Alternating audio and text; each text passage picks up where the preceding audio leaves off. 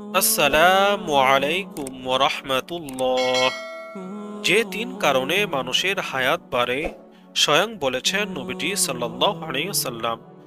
ভিডিওটি না টেনে শুরু থেকে শেষ পর্যন্ত দেখতে থাকুন। মৃত্যু থেকে কেউ কখনো রেহাই পাবে না। প্রত্যেক মানুষের মৃত্যু নির্ধারিত। সেই সুনির্দিষ্ট সময়ে অনিবার্য মৃত্যুর মুখোমুখি হবে। কিন্তু এমন কিছু সহজ ও সুন্দর আমল রয়েছে যেগুলোর মাধ্যমে আল্লাহ তাআলা হায়াত বাড়িয়ে দেন। হায়াত বেড়ে যাওয়াটা এটা আক্ষরিক অর্থে হতে পারে, আবার এমন অর্থ হতে পারে যে মহান আল্লাহ হায়াতে বরকত দান করবেন, ফলে অল্প সময়ে অনেক বেশি সৎকর্ম করা সম্ভব হয়। এই কারণে কেউ কেউ উদাহরণস্বরূপ 70 বছরের কাজকর্ম ও আমল 50 বছরে করে ফেলতে পারে। অথবা হায়াত বৃদ্ধি বলতে মহান আল্লাহ তাআলা তাকে এমন কাজ করার তৌফিক দান করবেন যা মানুষ যুগ যুগ ধরে স্মরণ রাখবে। হযরত আবু হুরায়রা রাদিয়াল্লাহু তাআলা আনহু থেকে বর্ণিত, আল্লাহর রাসূল সাল্লাল্লাহু আলাইহি সাল্লাম বলেন, তোমাদের কেউ যেন মৃত্যু কামনা না করে, কেননা সে পুণ্যবান হলে সম্ভবত সে পুণ্য বৃদ্ধি করবে, আর পাপী হলে পাপ থেকে তওবা করতে পারবে। হায়াত বাড়ার এক নাম্বার কারণ হলো মা বাবার সঙ্গে সৎ ব্যবহার করা। সালমান ফারসি রাদিয়াল্লাহু তাআলা আনহু থেকে বর্ণিত হাদিসে আল্লাহর রাসূল সাল্লাল্লাহু আলাইহি সাল্লাম বলেছেন, দোয়া ছাড়া অন্য কোনো কিছু ভাগ্যের পরিবর্তন করতে পারে না, এবং মাতা পিতার সঙ্গে সৎ ব্যবহার ছাড়া অন্য কোনো কিছু হায়াত বাড়াতে পারে না। হায়াত বাড়ার 2 নাম্বার কারণ হলো আত্মীয়তার বন্ধন ঠিক রাখা।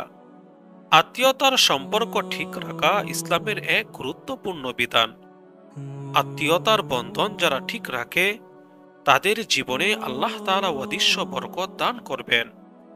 আনাস ইবনু মালিক রাদিয়াল্লাহু তাআলা আনহু থেকে বর্ণিত হাদিসে রাসূল সাল্লাল্লাহু আলাইহি সাল্লাম বলেছেন, যে ব্যক্তি চায় যে তার রিজিক প্রশস্ত হোক এবং আয়ু বর্ধিত হোক, সে যেন তার আত্মীয়তার বন্ধন অক্ষুণ্ণ রাখে।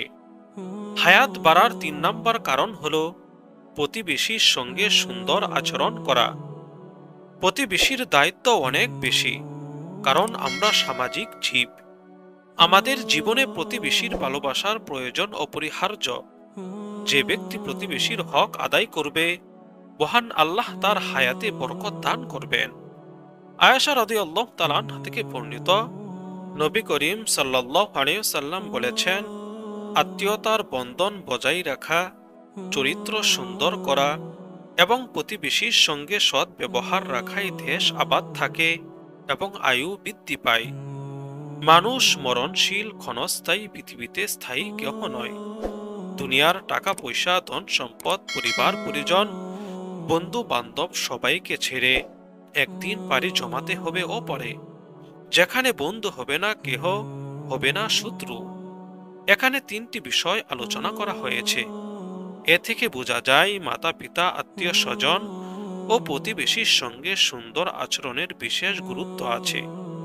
3টি বিষয় জীবনে শান্তি আনার ক্ষেত্রে অনেক প্রভাব রাখে। মহান আল্লাহ তাআলা আমাদের সবাইকে এসব গুণে গুণান্বিত হওয়ার তৌফিক দান করুন। আমিন।